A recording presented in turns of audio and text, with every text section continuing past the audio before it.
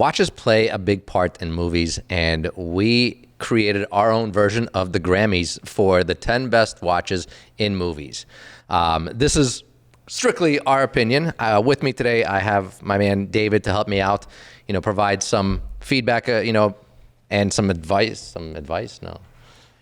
I'm a movie junkie, so I like movies, I like watches. There you go. So let's get this going. Okay, before we do, I wanted to start every new episode with a giveaway. We are giving away a graphic rug. If you've ever seen any of these rugs in our office, they're typical watch faces.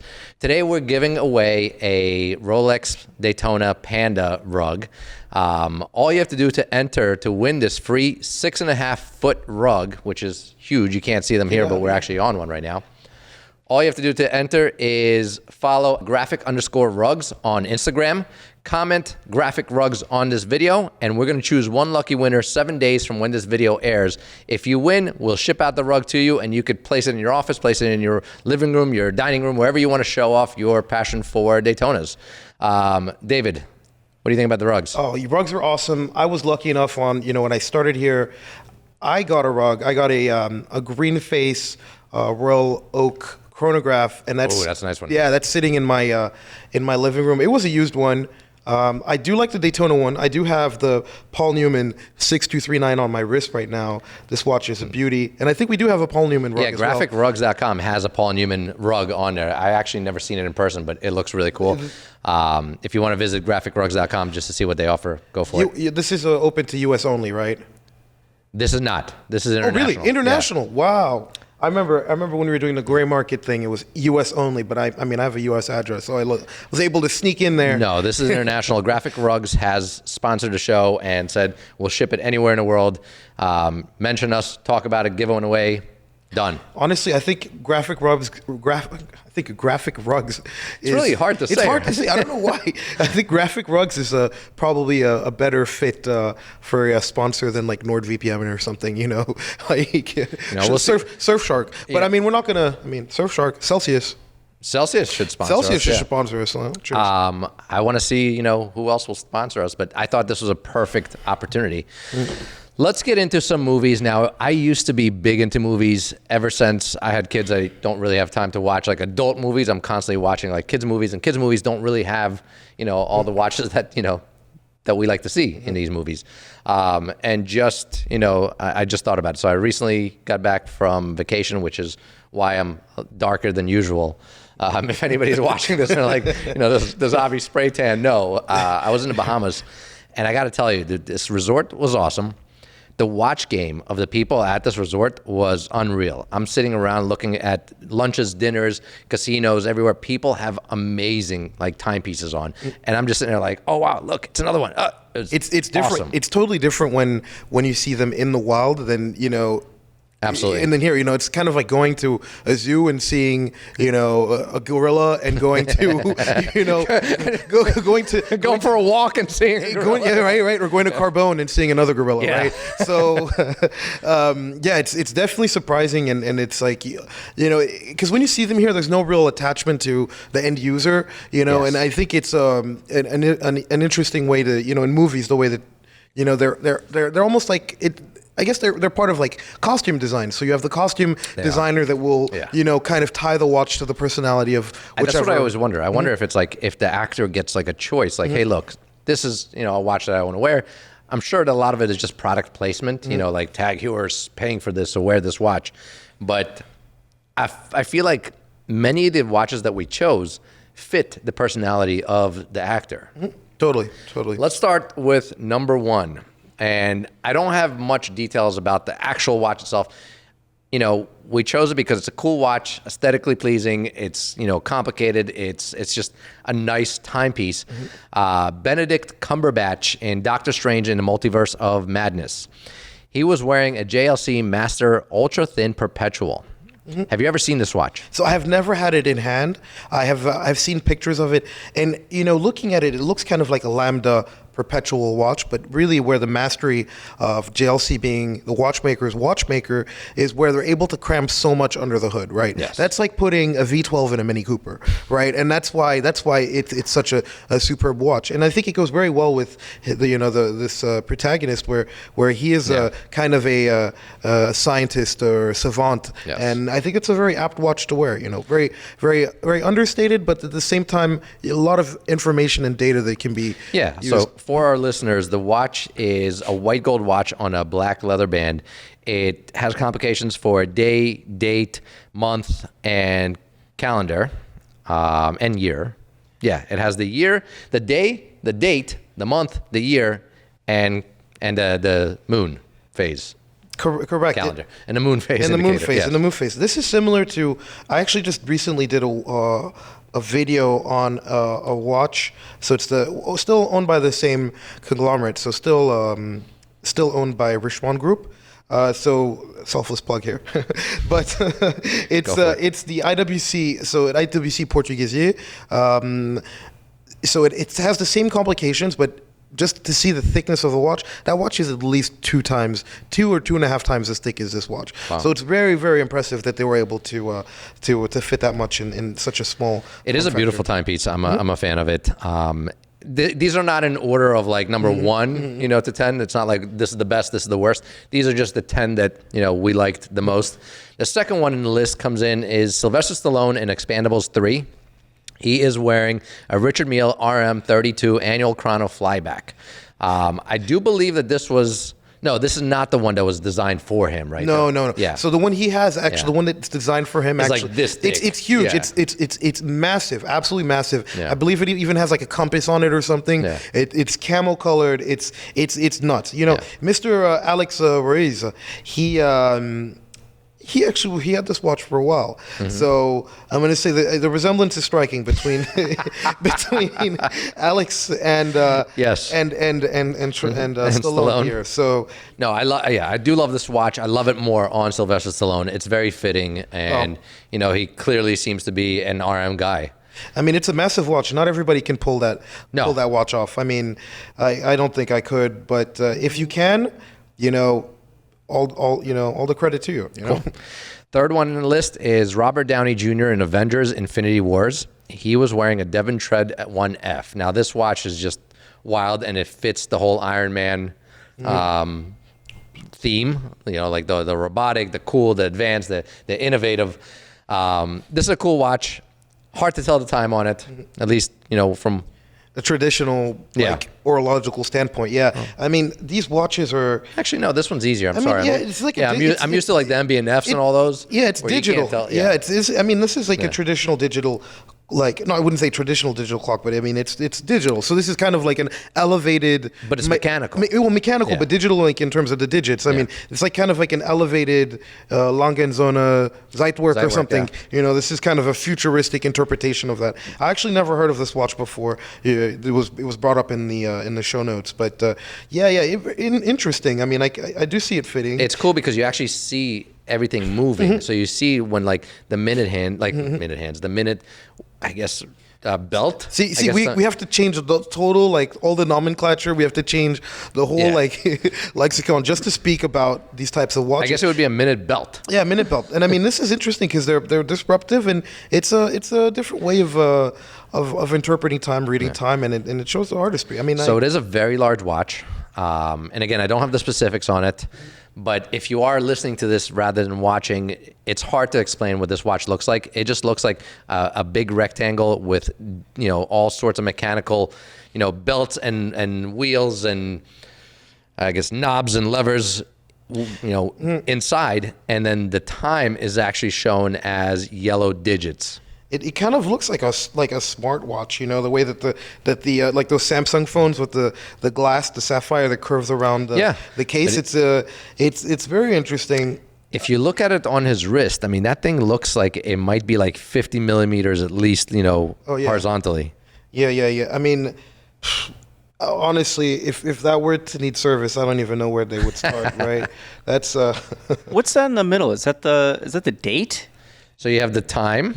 So you have the hour, you have the minutes, Then you have the seconds underneath it. Yeah, but what's in the... The big numbers that's just the time belt. That's the hour belt.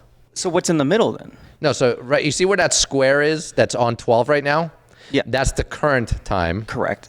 That's the hour. So that's the hour. And Right next to it are the minutes. the minutes, and then underneath is the second. Yes. No, but you see how it's like 12, 23, 3, 4? The 3-4 is just the hour belt. It just didn't catch up to Yeah, the it's square. continuing, yeah. It's just moving around in a circle.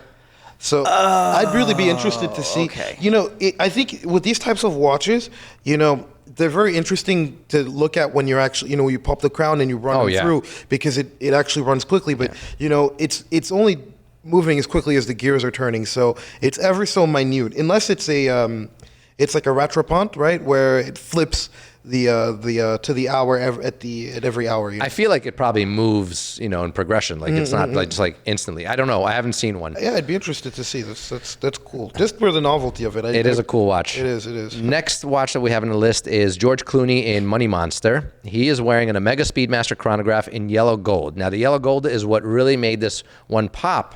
It's not just your typical, you know, Speedmaster. I feel like gold Speedmasters, not only do they look better, but they're more of like a legitimate watch, whereas just a stainless steel Speedmaster, like, oh, guy's got an Omega, cool. Right. You know. I mean, the Speedmaster is like the ultimate underrated watch. I mean, I don't want to say underrated because, you know, you can get them at such a good price point. Yeah. But when you have it in, you know, these noble materials, whether it be yellow rose or white gold, you know, it really does bring them up to that a level playing field where you can wear that in another room with, you know, serious collectors and they say, oh, cool, this guy knows he has good taste. Yes, right? absolutely. This is like the Speedmaster is a good accountant's watch. It's funny. So you know? in the Bahamas, I was at the pool and I noticed a gold watch on a guy's wrist, and I was like, you know, what is it? Is that Daytona? I'm trying to catch a glimpse. Later on, we were sitting at lunch and he was close to me, and I noticed that it was a gold Omega, and I'm like, wow, I haven't seen one in person on somebody in a very, very long time. Was it the one with the green bezel and Yes. the green dial? Yeah. That's the one to have. And everyone's going crazy for that one. I mean, they're pseudo limited. Actually, I remember I have to call a distributor in Chicago to take one off hold because I was able to get it for Allocate cheaper. one? Well, yeah, I was able to get one for a client, but I think we're going to go in a different direction. Because, I mean, why pay 30 grand, a little bit over retail for an Omega when with 30 grand you can get so much more, right? I mean, it's still like, that's like buying the nicest Toyota Camry. You know, like, no, maybe Toyota You know, Camry. it's always been an argument that I've had like with people. Would you rather have the nicest Toyota Camry or the lowest quality, the worst BMW? You know, where you still have to like crank the windows open. But you're in a BMW. Yeah, I know. I think because the key makes all the difference. You could just have the Toyota Camry and get like a nice little key cover, key cover in it, right? I would probably do Toyota Camry in that sense because, you know, you're getting the bigger motor, you're getting all the mod cons, but and you're also discreet. So like I said, a good like fiscally responsible accountant would buy a Toyota Camry and an Omega. If I was a fiscally responsible individual, you know, I would have bought a different car than I currently. Like, you know, I have a problem. Like when I was shopping for a car, I needed a large car, you know, kids and TVs and all that stuff. And I really, really like, you know, like not the Suburbans, but the Yukons, the Denali's, the Tahoes. I love those. But then the new Escalade came out. And I was like, I need to have the Escalade. The dashboard is what. Yes. I mean, that's crazy, right? My wife was like, why? Just, you know, why don't you just get the Tahoe? It's the same thing. I said, it's not the same thing, right? You know? I mean, you spend most of your time on the inside of the car, you know, and also, you know, hauling all those kids around, it's a good safety factor, you know. There you go. Know, understanding that. You sold me. Yeah, understand, you know, with the night vision and all of that. I mean, come on. I've never used the night vision. I know. just like people will never use a chronometer, Correct. right? But I mean, it's nice to have in case, like, I don't know, you need to time an egg. Who's boiling an egg? You know, if you're driving like in the boondocks, like where there's no light, you turn it on if there's any deer or anything. I don't live there, so I don't know. I mean, let's get back to the topic. And actually, you know what? I did have a question. Have you seen any of these movies that we talked about so far? so no.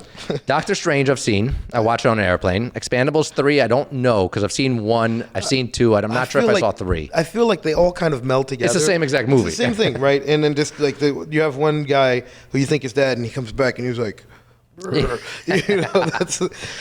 I've seen Infinity Wars. I haven't seen Money Monster. I don't know what that is. Our next one I definitely have seen. Aaron Taylor Johnson in Bullet Train. Now, he is wearing a Rolex Oyster Perpetual Bubbleback.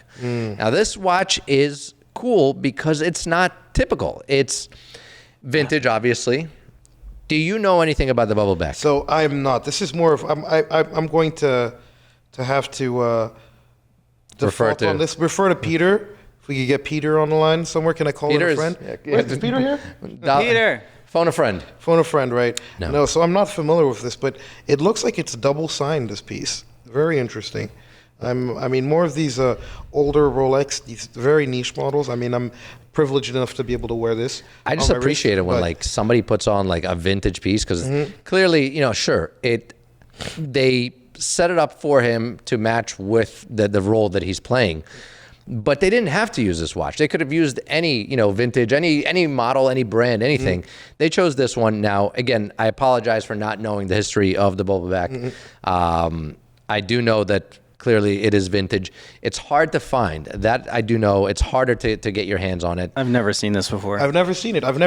Yeah. And the thing is, I wonder, since these are so rare, right? I wonder if, for like kind of the scenes, if they're using actual legitimate watches that are being loaned out by collectors, or I guess this would be a collector, wouldn't be the manufacturer, but how it works with product placement. Because I know when, for example, they do action scenes with cars, like they're going to have a few cars that have been, given to them, and then they'll even go as far as, making, dupes of those cars to crash up. So I would like to know how it is with the... So a lot of times they use fake watches, like Wolf of Wall Street. I was gonna say it does. I don't know if I would trust my actor with a watch like that. But like Wolf of Wall Street, Jonah Hill was wearing a fake, I believe RM. it was a fake Rolex, right? No, it was an RM. A fake RM. In Wolf of Wall Street. That's Oh no! Wait, This it is wasn't up. Wolf of Wall Street. That predates. It wasn't Wolf of Wall Street. This is up. This is up? Yeah. Oh, This Is Up. Yeah. He was the president. He was a spoiled president. That's the one. Yeah, sorry. Wrong movie. Great movie. That was a fake RM. So typically, they'll give you a fake watch. This is not something you can give a fake one for.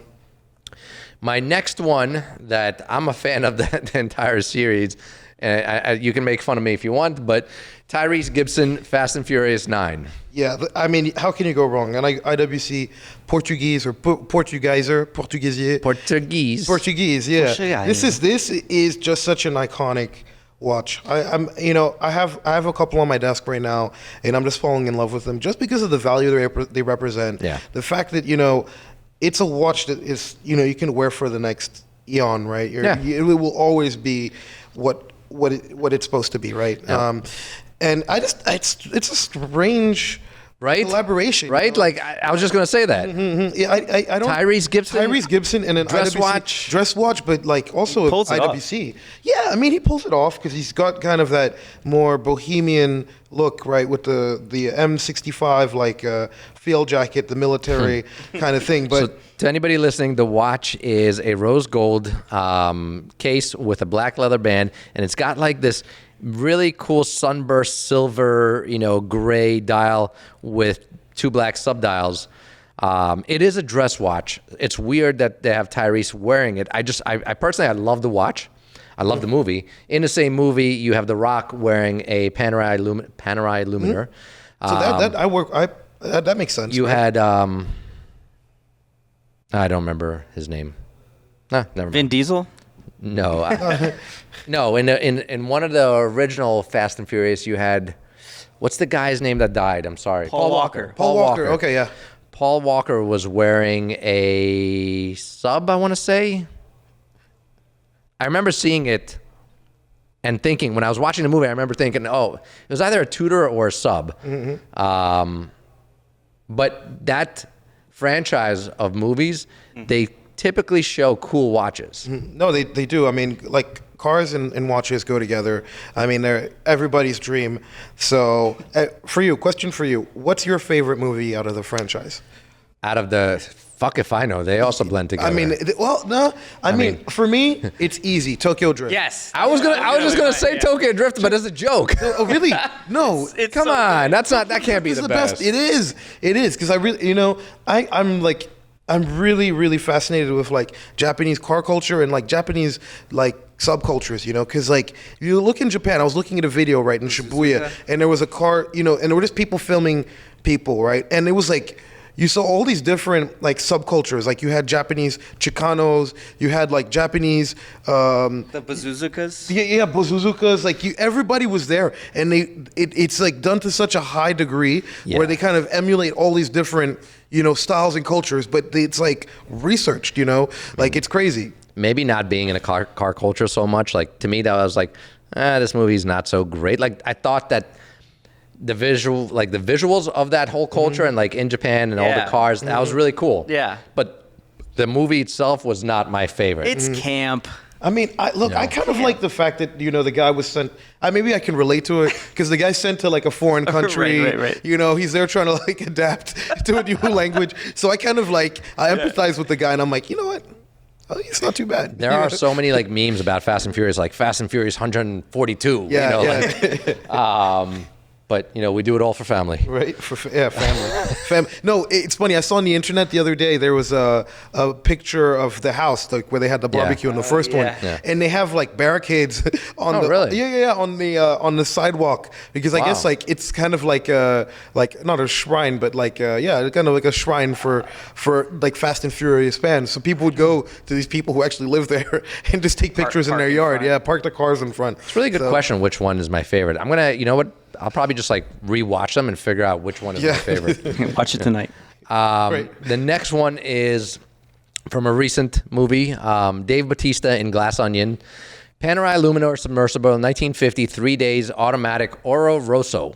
Oh, that's such a fitting watch for this personality. I feel like we have clients like this, Oh, absolutely. This is a luxury bizarre client. This guy is a coach. He is a mentor. He is an internet Instagram guru. This is, he's a fitness like instructor. Like this is the typical guy that you see, like at least just for visually. Sure. You see him on Instagram constantly. I follow some of these dudes, and they all look alike. They do. They do. It's like a carbon copy factory for these guys, and the Submariner, the Luminor is a great watch for them because it kind of gives those. This is like when you elevate from like an Invicta to and you made a little bit of money and you get one of these. You get one of these, right? The rose gold does kind of give it a pop, which it does. Again, visually the watch is great. It's got a really cool band. So it is a rubber band, but I like the notches. I'm not really sure how to describe this. That's cool. I like the bezel. The bezel is ceramic, I want to say. Yeah, is it ceramic or carbon? I can't tell. Yeah, I can't tell. It could be. It might be carbon. I think it's carbon. Yeah. Carbon. Yeah. So, I mean, it's Oro Carbo. Yeah. Oh, there you go. Okay, or carbon. So okay, carbon, makes sense. I mean, this is a beautiful piece as well. I like that, and it very fitting for this. I mean, the movie was awesome. Did you see? Oh, I did see it. So I did not. Good. So it's really good. It's I saw. I want to watch it because Daniel Craig is one of my favorite actors. Even before my favorite movie of all time, Layer Cake. Amazing. That was a good movie. Well, such a good movie, right? So, Mr. Jordan Identity, if you're watching, this is how I connected with one of my favorite clients over Layer Cake, right? So, so the Glass Onion, I lost my train of thought there. So Glass Onion, they actually listed the I saw that, the island. The island, right? They listed it on Zillow for like $20 million or $155 million. Greek island. I was thinking at first I saw it, I'm like, well, how are they getting water? Yeah, how are they getting anything? But I guess it's also self-sustaining. I guess self-sustaining, but it doesn't exist. It doesn't. The place doesn't. It doesn't. It doesn't. No, I thought that was real. It's fictitious, apparently. So wow. Yeah. I mean, you did a good job at the set building. Next one on the list: Ben Affleck in Batman vs Superman: Dawn of Justice. He is wearing a brigade tradition fusee tourbillon. Yeah, beautiful watch, like really stunning. It's cool. This is a Batman watch. This is a what's the name of the Batman before he's Batman? Bat Boy. Bruce Banner. Bruce, no, not Springsteen. Not Bruce Banner. Bruce Wayne. Bruce Wayne. There it is. Bruce Banner. Bruce Springsteen. I don't know something. I mean, yeah. So Bruce Springsteen as Batman. I'm sorry, Dave. I said I was a movie junkie first. Bruce Wayne. This is a Bruce Wayne watch, not a Batman watch. This is definitely a Bruce Wayne watch. I feel like Urwerk would be a Batman watch. It would be with like some secret button to. This is an amazing watch. So it is, I believe it's platinum. It's got like a dark blue leather band. It has the visual, like the tourbillon, the clock, the watch, the time telling, wheel is small. Like it almost looks like a subdial. Yeah. Beautiful. It is. I mean, this watch is written resentful billionaire everywhere, like very much so. Yes. Like this is a mean billionaire's watch, right? Also the mechanical, this is a chain fusée complication, so very hard to execute. And the brigade. Tell me more about that. Do you know anything about it? So the chain fusée, it's actually it's like keeping constant force, Okay. right? So it's actually keeping time a lot more accurately. To go into the real nitty gritty, I would have to dig deeper into it, but essentially what it's doing is it's continuing force because it's on a chain. It's tensioned. gotcha. It's tensioned, right? So this is the brigade tradition. So it's kind of keeping brigade's old hallmarks, but with a open dial, and it kind of melds their technological prowess with their heritage. That's why you have the I guess the dial or the sub hour dial. I don't know how to say that. Yeah, it's hard to explain. How words. to explain? Yeah, how to explain? I mean, the sub dial, because it's I guess it's a sub dial. That's why the sub dial is still very traditional, but it leaves space on the rest of the open dial to really highlight their savoir-faire. Beautiful watch. Good job.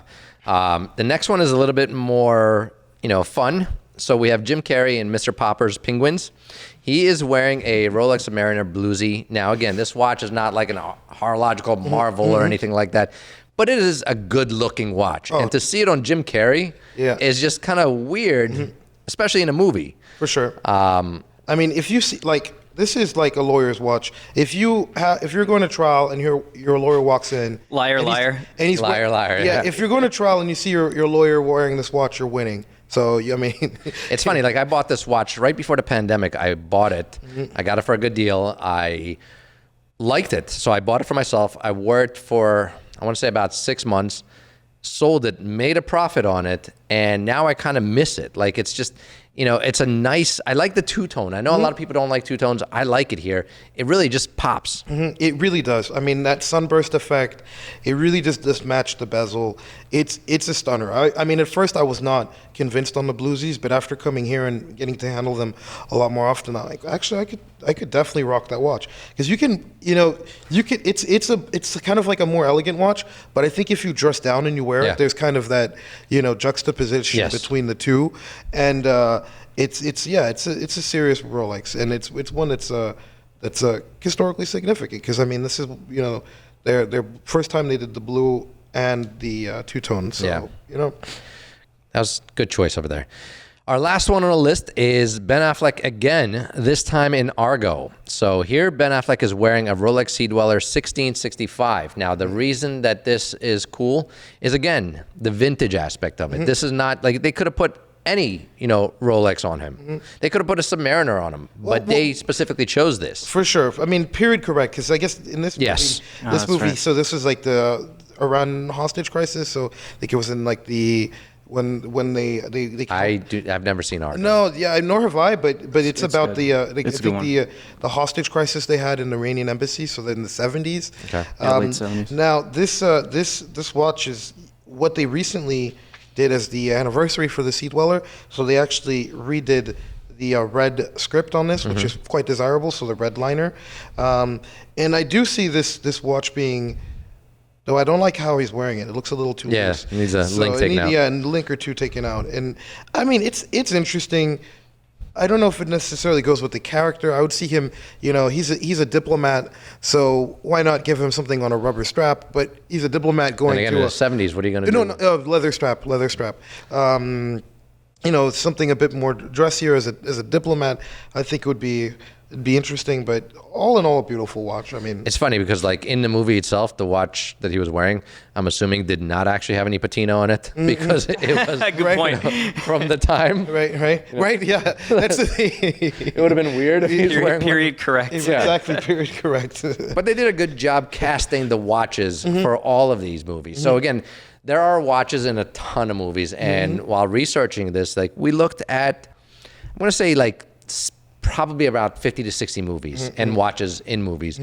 And these 10 were the ones that stood out. They were just, somebody did a good job there, you know, placing this. It wasn't just like, oh yeah, throw, you know, a Rolex on him or throw, you know, an RM on him.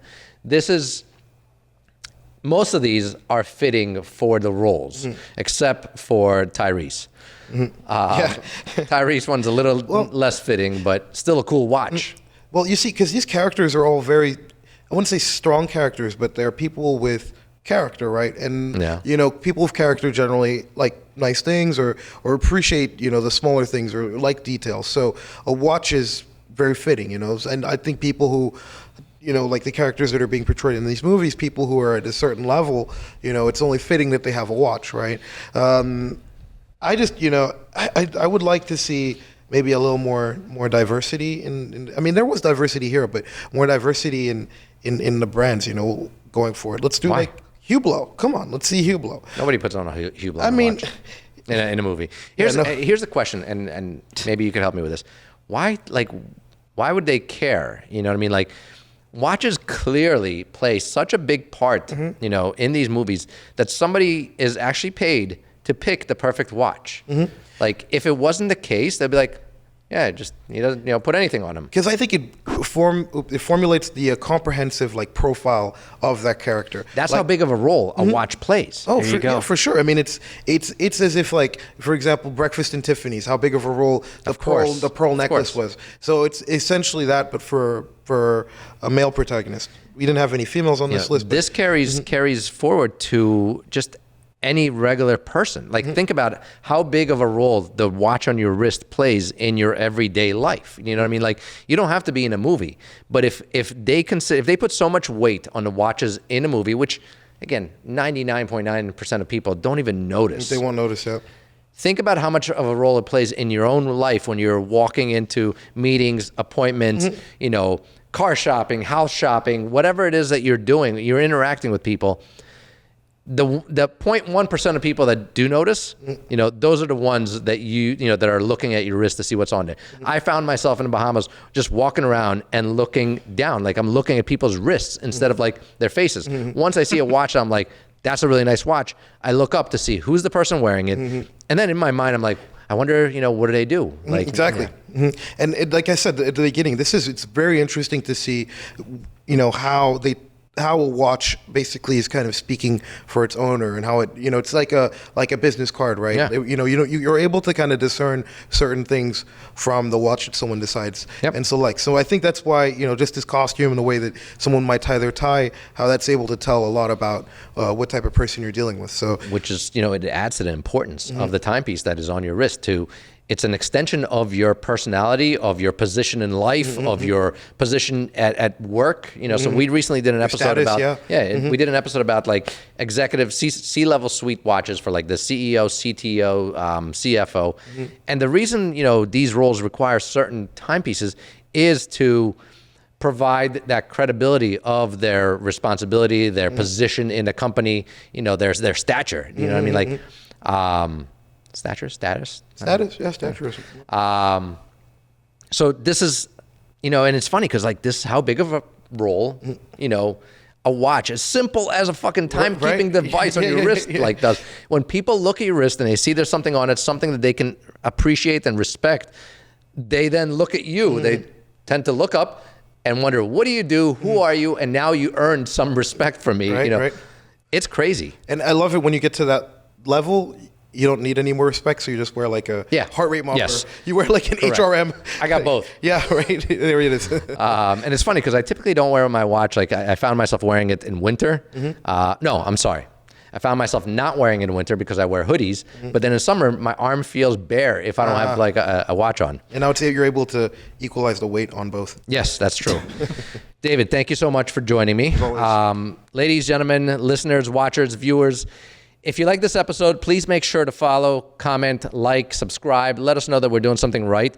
And if you want to enter to win a free graphic rug from graphicrugs.com, Make sure to follow them at graphic_rugs on Instagram.